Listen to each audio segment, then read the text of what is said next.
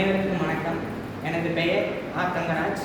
நான் டொமினிக் சாவியர் பள்ளியில் 12ஆம் வகுப்பு படிக்கிறேன். டொமினிக் சாவியர் பள்ளி, திருப்பத்தூர் மாவட்டம். எனது அணியின் பெயர் பயோ பாய்ஸ். எனது சோதனையின் பெயர் வேதியியல் ஆய்வக கருவிகளை பயன்படுத்தி தாவர வளர்ச்சியினை ஆராய்தல். இதற்கு தேவையான பொருட்கள் என்னவென்றால் செறிவூட்டப்பட்ட கார்பன், அதாவது கரி, மேலும் பதப்படுத்தப்பட்ட மண், மேலும் தாவர தொட்டி, பின் குழாய், அதாவது ஆய்வகத்தின் மூலமாக வரப்போகிற அந்த குழாய், மேலும் செடி ஆமணக்கு செடி, அரளி செடி. பின் முதல்ல நம்ம 2 தாவர தொட்டி எடுத்துக்கிறோம். அதில் அரளி செடி, மேலும் அதற்கு முன் நம்ம மண் சேர்த்துக்கிறோம், பதப்படுத்தப்பட்ட மண். அதில் அரளி செடியை நடணும். அப்புறம் இன்னொரு ஒரு பீக்கரில் பதப்படுத்தப்பட்ட மண்ணை எடுத்துக்கினேன். அதில் ஆமணக்கு செடியை நம்ம நடுறோம். இந்த இரண்டையும் எடுத்துக்கினேன். நம்ம வேதியியல் ஆய்வக கழிவு மூலமாக வரப்போகிற அந்த கழிவு குழாய் பக்கத்தில் அந்த செடியை வைக்கிறோம். மேலும் அந்த குழாயில் நம்ம செறிவூட்டப்பட்ட கரி, அதாவது அந்த கார்பன் கரி, அதை நம்ம அங்கே வைக்கும்போது இந்த ஆய்வகத்திலேருந்து வர்ற அந்த கழிவுகள் அதன் மூலமாக வடிகட்டப்பட்டு, பின் அந்த கழிவு நீர் வடிகட்டப்பட்டு ஒரு நன்னீராக, செயற்கை கழிவானது செயற்கை நீராக மாறி தாவரத்திற்கு ஒரு ஊட்டத்தை அளிக்கிறது.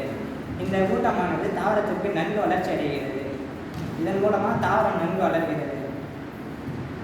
அப்புறம் அதே போல் நம்ம எடுத்துக்காட்டாக எடுத்துக்கணும்னா, அந்த தொழிற்சாலையிலேருந்து வரப்போகிற அந்த வேதியியல் கழிவுகளை அந்த இடத்துல நம்ம ஒரு செறிவூட்டப்பட்ட கார்பன், அதாவது அந்த குழாயில் அந்த மாதிரி இடத்துல வைக்கும்போது அந்த கழிவு நீர் நீரில், ஏரி, குளம் அந்த இடத்துல கலக்கும்போது நிறைய மாசாகுது. ஆனால் நம்ம இந்த செறிவூட்டப்பட்ட கார்பனை வைக்கும்போது அந்த நீரானது ஒரு நன்னீராக மாறி அதில் இருக்கிற அந்த விலங்குகளுக்கு, அந்த மீன்கள், உயிர்வாழ்விகள் அதற்கு எந்தவித மாசும் ஏற்படுத்துவதில்லை.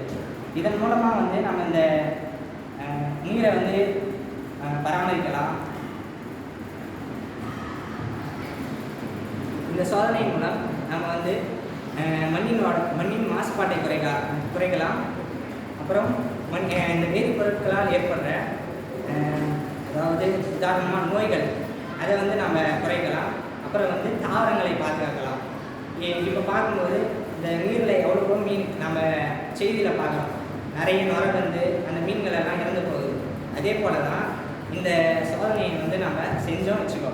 அப்போ அந்த கழிவு நீரானது நன்னீராக மாறி இந்த நீரில் வாழ்கிற உயிரினங்களுக்கு எந்தவித பாதிப்பும் ஏற்படுத்தாது. இதை தான் நான் என்னுடைய சோதனையில் விளக்குறேன். மேலும் இதன் மூலமாக நம்ம நம்முடைய தாவரங்களையும் வேதிப்பொருட்களால் ஏற்படுற அந்த நோய்களையும் பாதுகாக்கலாம். நன்றி.